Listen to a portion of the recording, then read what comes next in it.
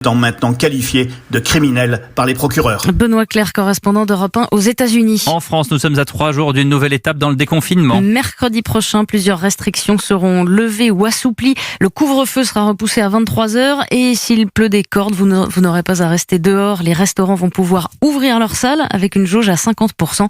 Reportage à Strasbourg de Mélina Fachin.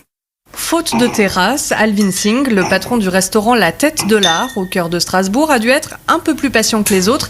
Mais ça y est, après plus de 7 mois de fermeture, il va enfin pouvoir rouvrir mercredi. Oui, il était temps, il est plutôt pressé d'ouvrir. Mais on a quand même peur. Avec une jauge maintenant à 50%, on a 4 salariés quand même. On n'a pas forcément besoin de tout le monde, étant donné qu'on n'aura plus que 30-40 couverts. On espère que les aides vont suivre. Les aides de l'État qui ont commencé à diminuer le 1er juin et ça va continuer progressivement par palier jusqu'en septembre. Les employeurs vont devoir payer une partie du chômage partiel, le fonds de solidarité sera moins généreux et cela inquiète Alvin pour les prochains mois. Moi j'ai pas de terrasse, j'ai rien du tout. Donc juin, juillet, août c'est la période la plus creuse et la plus forte c'est à partir de septembre jusqu'à mars-avril.